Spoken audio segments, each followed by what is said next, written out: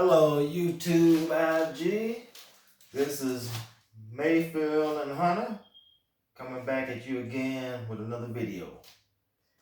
And we would start with the generational divide. And what I see it at is you have the young, you have the middle age, and you have the seniors, which has a big divide. And I would let my man Ed take over on that one, on his perspective on the generational divide. Well, the generational divide that we were educated in from decades to even probably centuries ago, where the father went out to work, the mother stayed at home, washed, cleaned, clothed as far as discipline, even though she wasn't working for income to my knowledge. Mm-hmm. You know, it was still a 9 to 5. This is repetition every day. Yes, sir. And a lot of times not even just through a corporate American work schedule.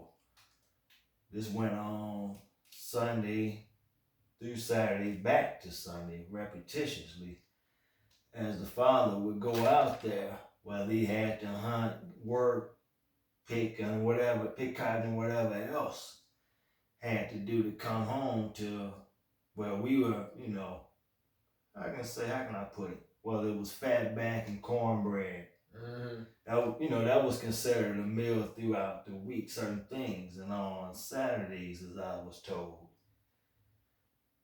that's when you had your chicken. Mm-hmm. And that was like a steak dinner back then. Yes, sir. The big piece of chicken. And don't you dare think you'll get that chicken breast. No, you can forget that unless you work. That's the only way you're going to get seconds and eat that chicken breast. No. I know when I was a kid, you got wings and legs. Pretty much wings and legs. Which I liked. I did like that. I wasn't no advocate of thighs. But going back into the discussion. Mm-hmm. Okay, that was the earliest I was educated on. Now we're gonna mold into the grandmothers, which is in our era. Mm-hmm. Okay, I'm gonna let you lead with that one. All right, so my grandmother, God rest their souls. Okay, I had one grandmother that was a more modern type of woman, and she went out. She had to work because my grandfather passed at an early age, and my father was only 8 years old when my grandfather passed. So she was forced to work, and she had 5 children. So it wasn't how it is today with people having insurance policies and 401ks and things like that. Right. But many women did back in those days, they did what they had to do to provide for the household. So in other words, whenever the father at that time passed on, he passed the torch. Yes, sir. And she had to work with whatever he left behind was a tool to get to the next level. Yeah. I understand that. When you right, you're right. Yeah. Now what I'm seeing with this generation of I guess grandmothers, okay, they're younger. I think we both agree to that. They're younger, and it wasn't heard of in our era to have all 4 sets of your great-grandparents living. When we came into the world, there was probably one on this side, maybe 2 on one on your mother's side, one on your father's side, maybe one on your, you know what I'm saying, on the opposite side. They was on their way in when we was coming out, coming into the world. Mm-hmm. They was on their way out of the world, basically what I'm saying. Yeah, I will say that I was fortunate to actually see my great grandmother. Well, I was a baby when all of them had left. Mm. Few that was left, and I probably was on my way to preschool when the last one passed away. Let's see. I don't remember none of them, to be technical, which the luxury of kids today have the luxury of meeting their ancestors. All 4 sets of great grands, and if they fortunate, they may can meet even a great great. That was definitely wasn't heard of. It's crazy. Yeah, I will say that though, but as far as the what I'm noticing when I have certain conversations, okay, this is going to probably be an uncomfortable conversation, but I think this is one that needs to be had. Okay, we're gonna go into part 2. You know this, right? Go ahead. Absolutely. Go ahead. Start with 1 because this goes on and on. I'm with you.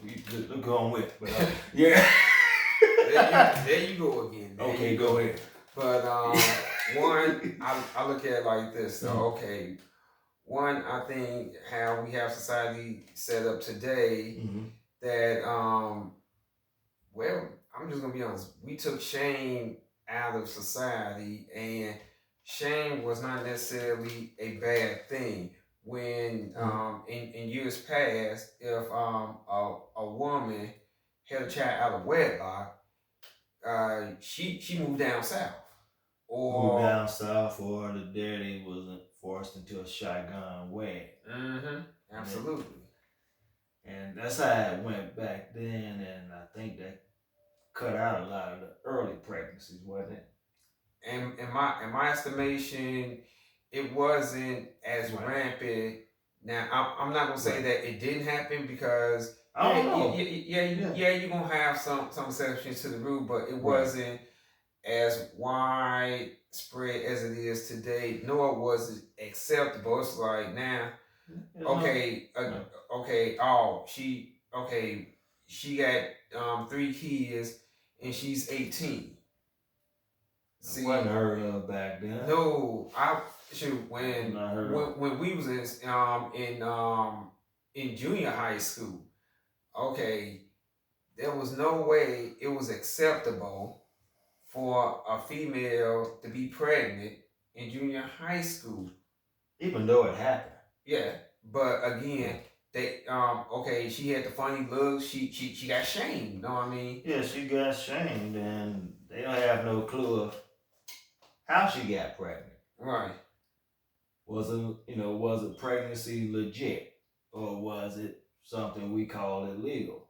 Was it rape? Was it statutory rape? Now they don't look. It's crazy how they do it now. It was kind of looked into at that time, but at the same time, it goes back into the households, like I was stating earlier.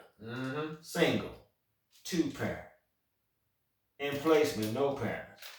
You have to think about it that way, but stay tuned. We about to go into our next video.